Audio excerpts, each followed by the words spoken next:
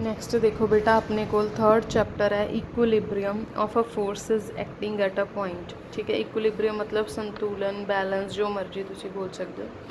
Same point ते जड़ियाँ forces act कर रही हैं। सब तो पहला तो देखो अपने को एक थ्योरम है या आर्टिकल या रिजल्ट है important, resultant of any number of coplanar concurrent forces.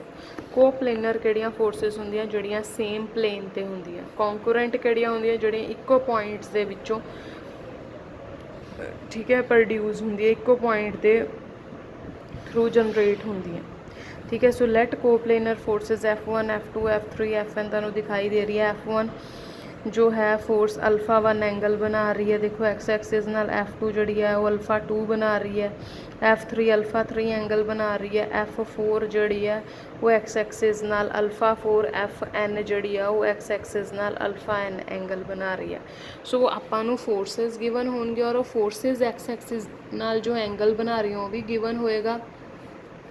असी जस्ट की है फाइंड आउट करना है since the resolved part of the resultant of a force of a coplanar concurrent force is equal to the sum of the resolved part of component forces। मतलब अगर तुसी resultant दा resolved part देखना that will be equal to sum of the resolved part of the component forces। component forces दा horizontally किन्ना portion की है force द हॉरिजॉन्टली, और हॉरिजॉन्टल पोर्शन हमेशा असी की लैने force into cos of the angle made by the force with the x axis. So R cos alpha resultant द हॉरिजॉन्टल पोर्शन किंदे इक्वल होएगा F1 कॉस अल्फा 1 पहली फोर्स द हॉरिजॉन्टल पोर्शन, सेकेंड फोर्स द और nth पोर्शन द। Similarly, R sin alpha is equal to F1 sin alpha 1, F2 sin alpha 2, so on up to Fn sin alpha n। First वाले नूं equal x दे रख लो, second वाले नूं equal तुसी y दे रख लो। ठीक है, उस तो बाद स्केयरिंग एडिंग करोगे तुहाडे कोल R की वैल्यू आ जाएगी, डिवाइड करोगे तुहाडे कोल cos अल्फा और sin अल्फा की वैल्यू आ जाएगी। क्लियर है इत्थे तक। नैक्सट अपने को इहदे नाल दी एक एग्जाम्पल दी है 3 फोर्सेस ऑफ मैगनीट्यूड 5 10 एंड 13। बोलो फोर्सेस की है 5 10 13 units act in a plane at a point the angle between any two of their directions being 120। कोई भी दो फोर्सेस दे विच किन्ने डिग्री दा एंगल बनदा पिया 120 दा। ठीक है, find the magnitude and direction.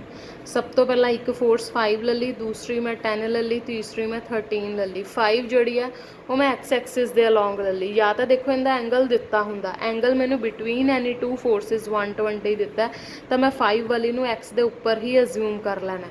और नैक्सट 10 टू 13 दे विच भी किन्ना एंगल बनना सी 120। सो टोटल एंगल किन्ना बन गया 240। ये तुसी ध्यान नाल पिछे डायग्राम च भी देखना सी कि जदों एंगल काउंट हुंदा एंगल एक्स एक्सिस तो काउंट हुंदा किसी का भी प्रॉपर। ठीक है, सो 120 आ सी 120 ए ऐड होके की बन गया 240। सो मैं लिखूँगी 5 cos 0 degree plus 10 cos 120 degree plus 13 cos 240 degree. उनके नाल आर कॉस थीटा आ जाएगा, इस तरह तुहाडा आर साइन थीटा आ जाएगा। स्केयर ऐड करके तुहाडे कोल आर की वैल्यू आ गई, टैन थीटा की वैल्यू आ गई। ठीक है, और तुसी एक चीज़ ध्यान नाल देखी होएगी तुहाडे कोल साइन और कॉस दोनों ही नैगेटिव है।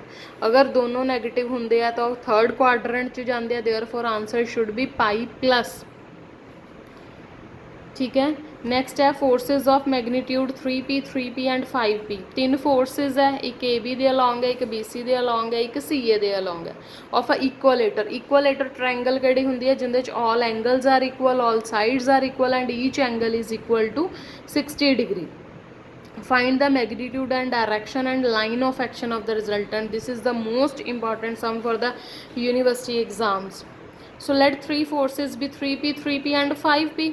और हर एक दे विच एंगल देखो अंदर इनसाइड एंगल 60 डिग्री है तो दो फोर्सिस दे विच कितना एंगल है, अगर ये अंदर 60 है बाहर कितना होएगा 120।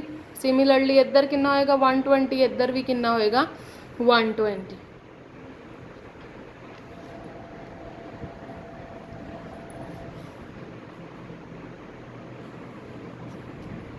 ठीक है, तो इस तरह सॉल्व करके तुसी नैक्सट वाला निकाल लेना। उस तो नैक्सट वाला खुद कोशिश करना देखने दी।